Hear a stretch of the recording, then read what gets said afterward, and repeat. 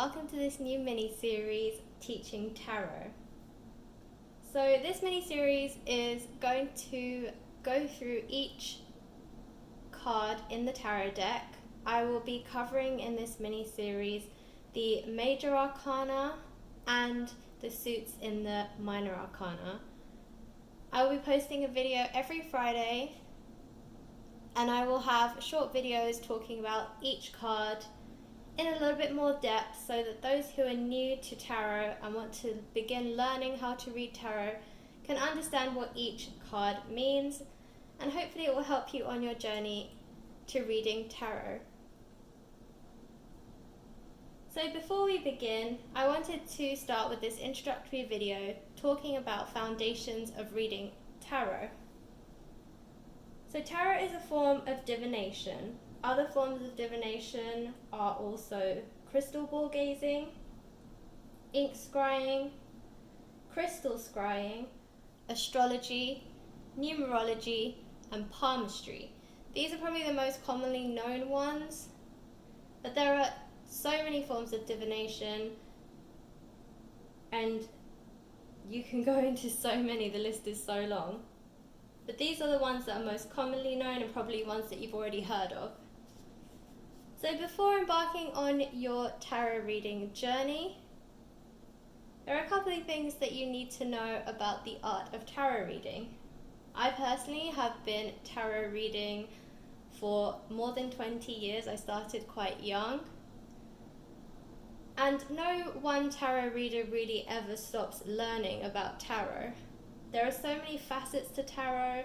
There are so many lessons that you learn in every single reading that you do. And the longer you do it, the stronger your connection becomes to tarot cards and your spirit guides and just channeling messages. It's also worth noting that tarot is an art, and I call it an art because each reader works differently and produces a masterpiece in their own way. No two artists are the same, and no two tarot readers are the same. There are a few basic foundational things that you need to know about tarot, which I will go into in this video. But on the whole, it is a personal art, and each reader has their own way of doing it, and there's not really a right or wrong way of reading. It's just about what feels right to you as a reader and as a person, and it's more about bringing your personality into the readings. So before we begin, there's a couple of things that you need to know just generally about tarots and tarot decks. So you've probably seen tarot decks before. There's one here on the table that I've put for you to see. Generally, this is what tarot decks look like. So the traditional tarot deck is known as the Rider-Waite, and it looks more like this. It has colourful pictures, and a lot of the pictures have a lot of meanings to them.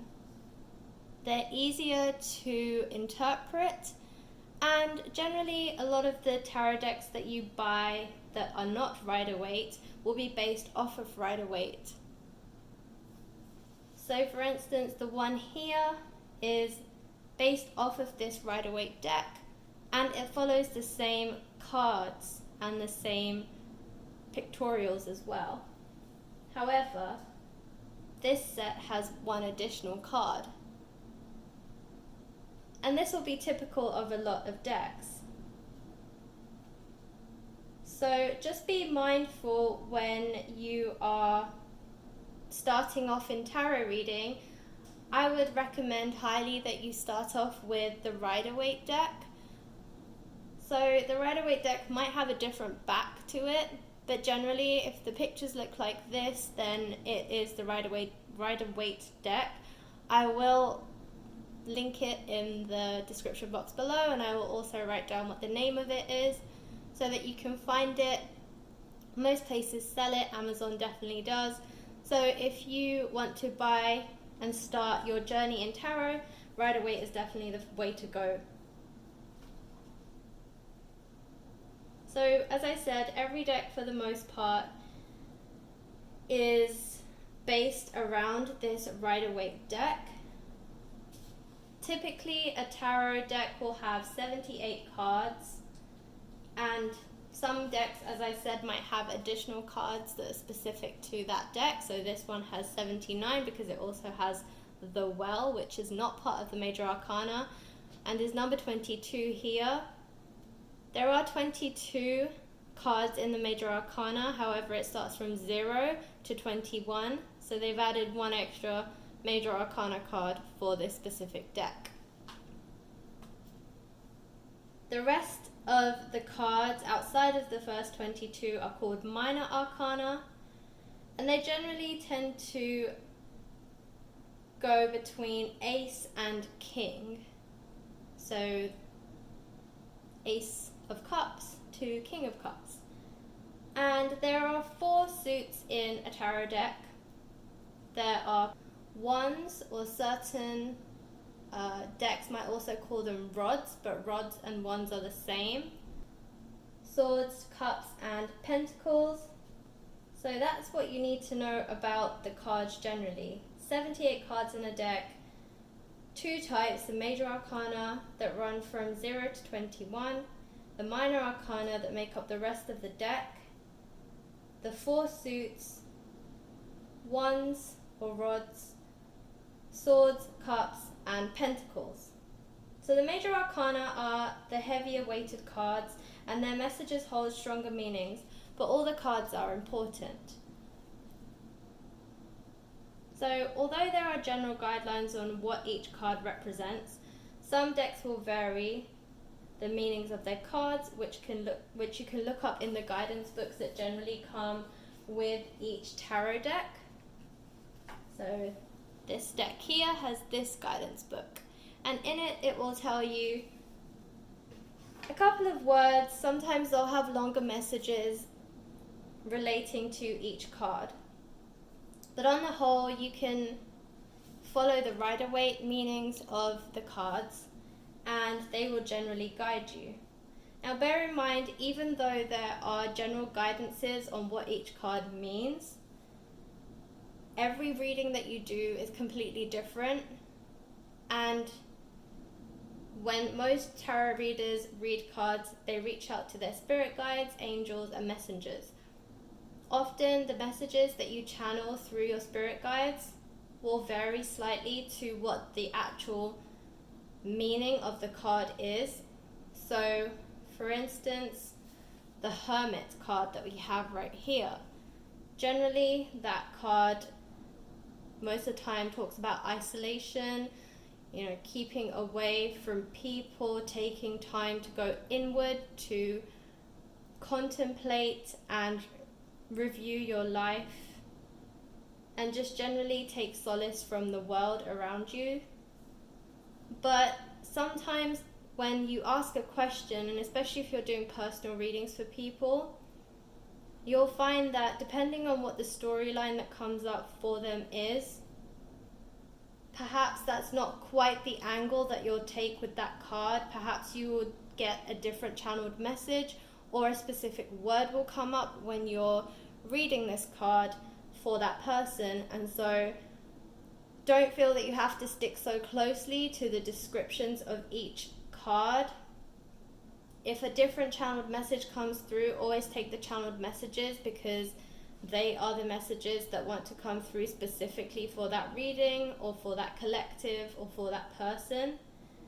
And they are more accurate in giving a true message in relation to that specific reading. But it's always good to know generally what the cards mean, because it helps you to understand where the messages are going, the themes that are coming out in the messages, and just generally it will help you when you're channeling messages for the messages to come through a lot more easily. So when starting out, I highly recommend, as I said, to choose the Rider-Waite traditional deck, which is the one that looks like this. The colors are vibrant, and there's lots of imagery that can kind of help you to interpret what the cards mean.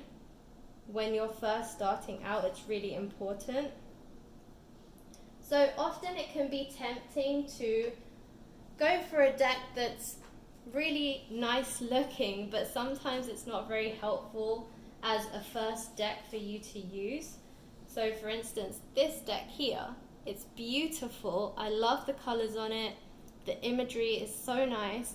But if I was starting out and I saw just 9 swords on a card, I honestly don't think I would know what to do or know how to interpret these cards. As I said, I've been doing this for 20 years now, and only now do I feel confident enough to pick out a deck like this and know exactly what they mean. As I mentioned, tarot is an art, and there is no limit to how much you can learn when it comes to art. Art changes, it grows, and the more that you delve into this art, the better you get. So practice really does help in reading tarot. But always use the imagery to guide you. You can see that these pictures are very vibrant, and some of them give away things like colors you can concentrate on. You can concentrate on exactly what this person is doing. It kind of gives you somewhat of a foundation to begin talking about the card. So like, here's the Sun card. You can see it's vibrant, it's yellow. Yellow is also in relation to the solar plexus if you're also into chakras. You can also see there's a child here. You can see there's a horse, a unicorn even, and it's just a very happy card. So when you see the Sun, you know that it's a positive card. It's telling you about changes, but good changes. You know that the Sun also brings warmth. And just seeing the sunflowers, that's usually a sign of spring, so it's about new beginnings. And you can kind of just get the sense from the card and the imagery what it's sort of generally trying to say. So remember that there's no end to learning tarot. You will constantly be learning and growing. The more you work with it, the better you will become at channeling messages and understanding what the cards are really trying to tell you. You will also begin to bond with your decks. Like with everything, the more you give to your art, the more it will give back to you. And finally, if at first you feel that you're struggling or not channeling messages in the right way or at all, don't be disheartened, give it time. Keep working with your cards, meditate on them, keep them under your pillow when you sleep at night. Create a connection with them, and slowly but surely you will be able to read tarot and become the artist of your own.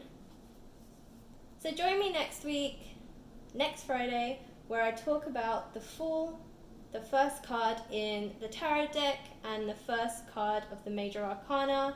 It is number 0.